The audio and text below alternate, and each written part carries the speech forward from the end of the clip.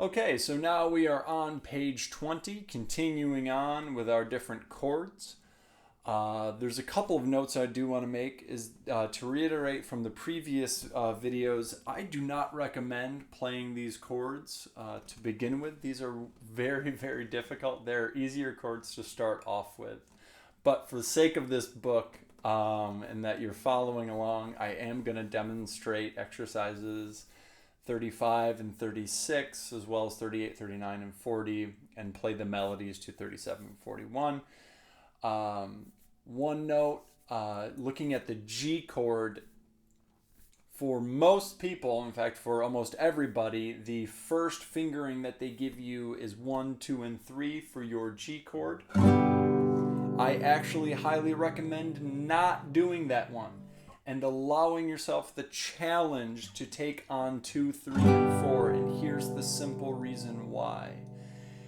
Playing it like this offers your first finger to be open, which means moving to any other chord whatsoever is going to involve less movement. Even though this might feel difficult to begin with, over time, once this becomes more natural, chord switching is actually going to end up becoming a lot easier to do.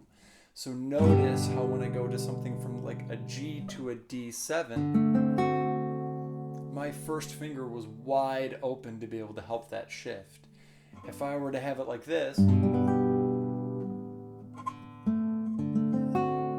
see that I have to do a lot more moving. So I really highly recommend, if you're following this book and want to do G, challenge yourself with the 2, 3, 4. It's not going to be easy. Your pinky's not going to want to listen because we haven't used it before in this book. So let me know if you want some pinky exercises. I'd be happy to offer those for you. So here we go. Here's number 35, switching between our G and our D7. I am going to strum on all 4 beats. If you need time to switch in between the G and the D7, always feel free to omit a strum, omit a beat to help you facilitate that switch so that you can get there in time. All right, I'm going to play all 4, but if you are noticing that getting to that D7 in time is too much, omit that last strum and just switch to the D7, okay? So here we go. A lot of variables with this section of the book. Here's number 35. 1, 2, ready, go.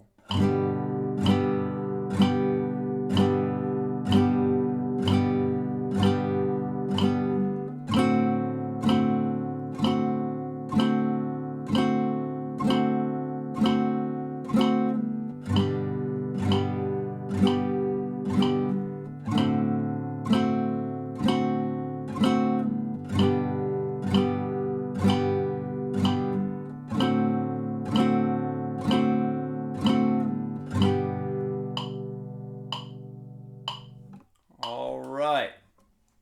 If that was too fast for you, don't worry. If this is your first time strumming and playing along with chords, it probably was.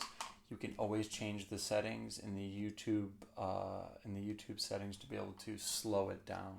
I'm going to go a little faster just to maintain our pattern, maintain momentum. Here we go. A little bit faster. 1, 2, ready, go.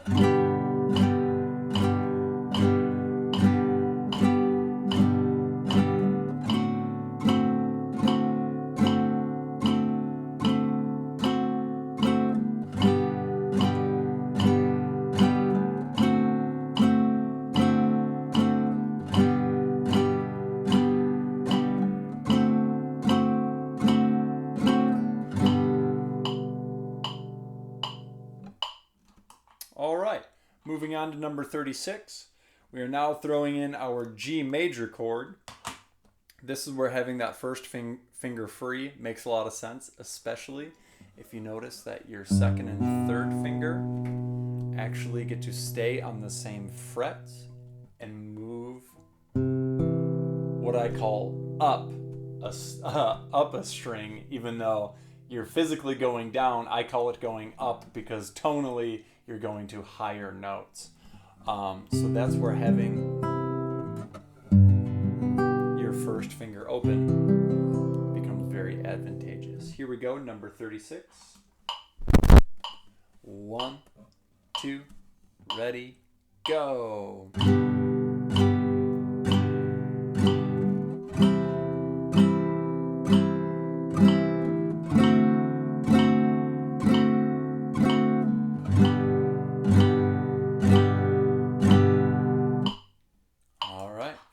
Faster. 1, 2, ready, go.